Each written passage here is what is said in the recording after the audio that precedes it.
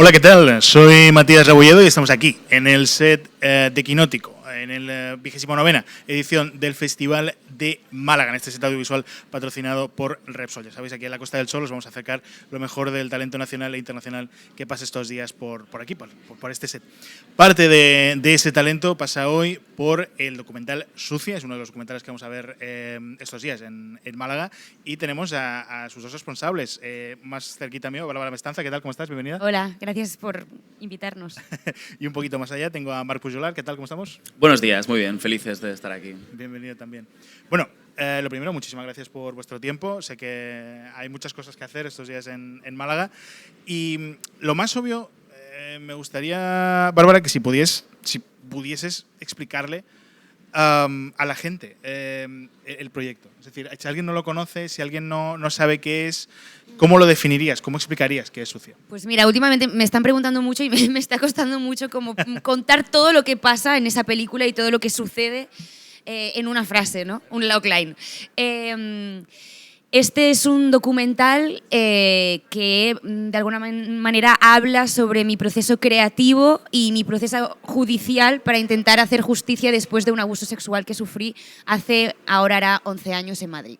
Uh-huh.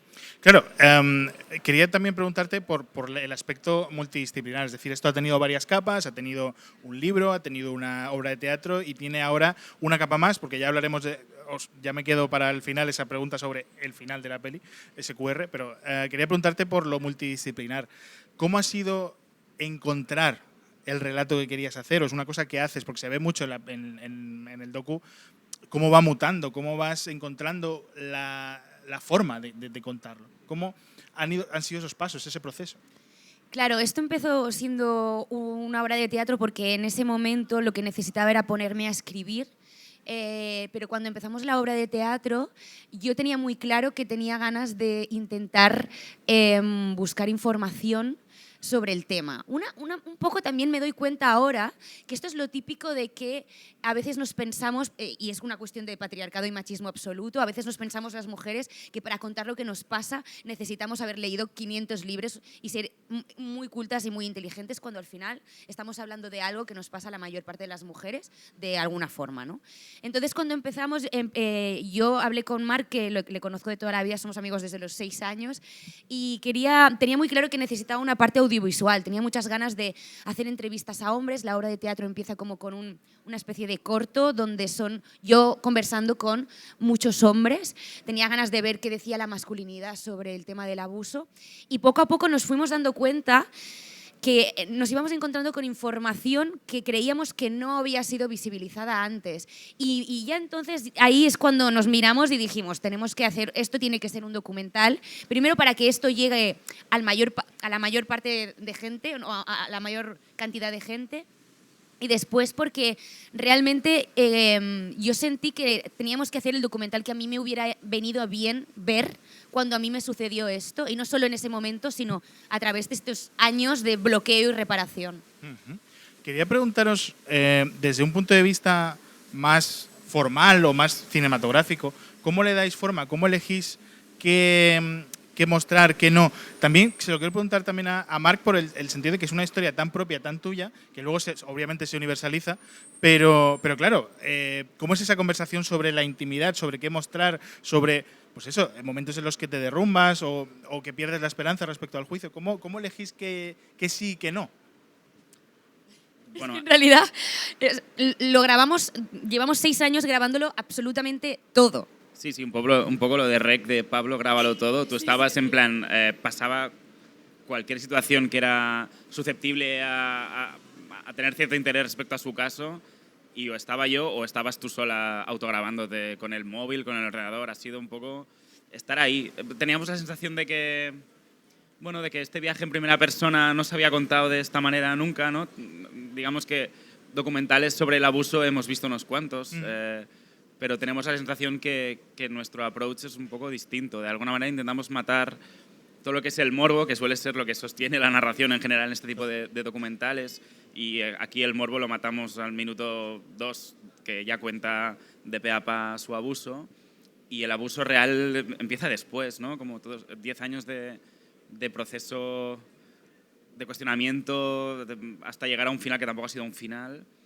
Y estábamos ahí un poco a salto de mata. De hecho, hemos acabado la peli ahora y hemos estado muchos años pensando cómo acabarla, porque su caso iba dando bandazos y la intención era estar ahí como pudiéramos. De hecho, es un poco un multiformato porque a veces no llegábamos. Y de hecho, una de las secuencias más importantes en el final está grabada por su pareja con el móvil en un ascensor, rellano, ¿no? ¿sabes? Sí. Como que De repente la realidad no te solo pilla cuando yo te grababa pilla. todo el rato y él grababa todo el rato, sino que también al final mi entorno ya entró dentro de esta operación para intentar visibilizar esto. Porque al final también es verdad que es lo que decía Marc, que se romantiza muchísimo y sobre todo en ficción, ¿no? Es como, ¿hasta dónde le metió el pene? O, ¿este señor está en la cárcel o no está en la cárcel? Parece que solo nos interese eso, ¿no? Pero yo creo que esto es un punto de vista también, pues también muy patriarcal, supongo, ¿no? Y que entendemos que una violación al final la entendemos de una manera muy grandilocuente y al final es difícil, pero al final las violaciones pasan mientras hay sol, ¿no?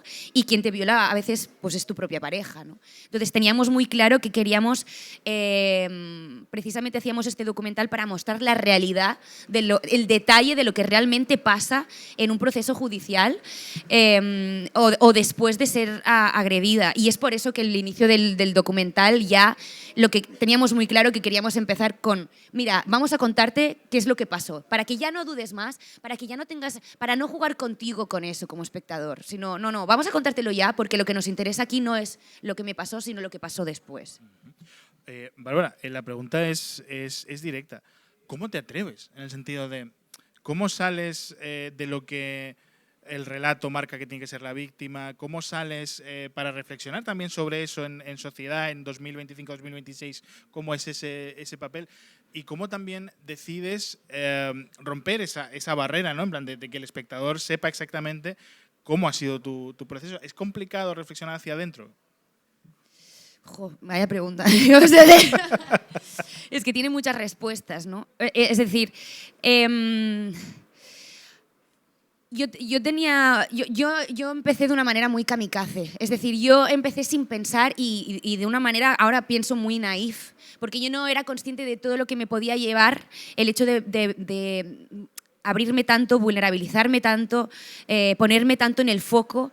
Yo empecé a escribir porque tenía mucha necesidad de responder a la pregunta de por qué no hacemos nada como cuando somos víctimas, por qué no nos movemos de esa camilla, por qué no nos movemos de esa cama, por qué no le pegamos una hostia o le damos una paliza y nos vamos. Bueno, esto se explica de manera física muy claramente, el cerebro es su manera de reaccionar, tiene 3 maneras de reaccionar, o atacando, o huyendo o bloqueándose, y la que usa, la mayor parte de los cerebros deciden bloquearse porque es tan fuerte lo que te está pasando que si tu cerebro contactara con tu cuerpo, seguramente o no sobreviviría o le pasaría algo físicamente, ¿no? Entonces, yo sentí que si esta pregunta me la empezaron a hacer gente de mi alrededor y yo misma me la había hecho a mí misma, eso significaba que no estamos preparados y preparadas para sostener esto. Y la necesidad de encontrar la manera de contribuir a que esa culpa y esa duda que yo he vivido o que yo misma, a la que yo misma me he sometido no volviera a pasar nunca jamás a nadie más, tenía tanta necesidad de hablar de esto que no pensé en mí. Y no pensé en mi cuerpo, y no pensé en lo que conlleva, por ejemplo, ayer estar estrenando esta película con un montón de personas que no conozco de nada y luego tener que sostener el hecho de que, ok, ahí estáis viendo mi vida y mi película y mi historia, pero al final eso es un espejo. Esta película es un espejo en el que cuando tú ves esta película te estás viendo a ti, no solo como víctima, sino también como hombre. Y luego esto necesitábamos que la película pudiera sostenerte también un poquito. De ahí la idea de que al final, que creo que lo has dicho que luego querías hablar de esto, luego esta película acaba con un cuestionario, con un QR, que lo que pretende es llevar la historia particular al macro, ¿no? A lo colectivo, para que de una manera muy clara nos sintamos más conectados y menos solos. Por aclararlo, simplemente que al final de la película hay un QR que lleva un formulario para responder sobre casos o la relación, digamos, de la gente con la violencia sexual tras ver el documental. Os quería preguntar por la película en un nivel un poco más frívolo, un nivel un poco más industrial, porque pasó por Avicine, estuvo en varios laboratorios, digamos, y tal. ¿Cómo ha sido esta parte? ¿Cómo lo ha entendido la industria? ¿Ha sido fácil? ¿Ha sido difícil? ¿Cómo ha sido esto? Ha sido complicado, la verdad. Nos ha costado mucho levantar esta peli y es un poco, nos genera a mí personalmente un poco de enfado el sentido de que sentíamos como, otra peli sobre el abuso. Y has hablado mucho sobre esto. Y encima, su caso tampoco, ¿sabes? No es una violación en manada. No es un caso que ha sido un abuso sistémico de una institución. Y justamente creo que lo bonito o duro del documental es hablar del abuso, de dónde empieza el abuso, que empieza mucho... O sea, hay muchos grises en el abuso y justamente lo especial de esta peli es que impacta de una manera tan bestia en muchísima gente porque se da cuenta de que realmente ha vivido esto también y creo que el automático de una víctima es... me siento muy raro hablando de esto yo, perdona, creo que deberías hablarlo tú, pero... ¿Quieres que te corte? No, sí. Acábalo tú, por favor, que esto me estoy metiendo... No, yo creo que, mira, te lo voy a responder muy fácil. Ayer en una entrevista me preguntaron cuánto tiempo tardé en volver a follar después del abuso. Con eso creo que te puedo responder a la pregunta de cómo ha sido levantar esta película y cómo está siendo hacer que llegue a alguna parte. Nos han llegado a decir cosas como, a mí misma me han llegado a decir, es que no me cae demasiado bien la protagonista, el personaje, a mí, que es mi vida. Claro, o por ejemplo también no llora lo suficiente, ¿no? Claro, esto habla muy bien de cómo, ¿no? De una cosa más sistemática y colectiva, que es que, pues que claramente hay una estética del abuso, una estética de la víctima y de repente la gente piensa, ¿no? Hay un arquetipo incluso de la violencia sexual. Y claro, eso es lo que nos lleva a nosotras mujeres a que cuando nos está pasando esto no nos reconocemos como víctimas porque el arquetipo que tenemos en la cabeza es una damisela en apuros o una chica joven con la falda demasiado corta, borracha, que de repente en la calle, ¿no? la fuerzan, la tiran... No, como decía antes. Claro, es mucho más fácil pensar que estos son 4 locos, ¿no? 4 monstruos que abusan de niñas indefensas, porque sería mucho más complejo y duro reconocer la verdad, que es que la mayor parte de las mujeres de este país son abusadas de alguna forma, en pequeña o gran medida, ¿no? O sea, hay una escala enorme, como decías tú, en el mundo del abuso y que por lo tanto las cifras no nos salen. Si son 4 locos, 4 monstruos, entonces ¿cómo puede ser que todas podamos hablar de que nos han metido la mano en la discoteca, en el metro, que hemos estado en el cine mientras un tío se pajeaba a nuestro lado? Lo que pasa es que ahora estamos empezando a hablar de ello y por eso era importante hablar de los grises y no ir al arquetipo de víctima. Yo creo que nos ha costado un poco que la gente llegara a ver la peli y entendiera que el viaje que propone Bárbara es un poco distinto. Entonces, a nivel de industria, nos ha costado. O sea, ha sido un viaje complejo, pero bueno, finalmente hemos conseguido los apoyos necesarios para estar aquí hoy y bueno, ha sido precario, la verdad. No precario. Bueno, el cine es precario, pero esta peli es mucho. Pasa algo en la peli que también pasaba en la obra de teatro, que es que toca hueso y remueve de una manera fuerte a muchísima gente que cuando hacía la obra Bárbara que veías que la gente necesitaba hablar de ella. Ayer pasó también en el estreno y nos dimos cuenta de que, bueno, sí que es bonito que pase esto, que es una peli un poco especial. Es por el motivo por el cual lo hemos hecho.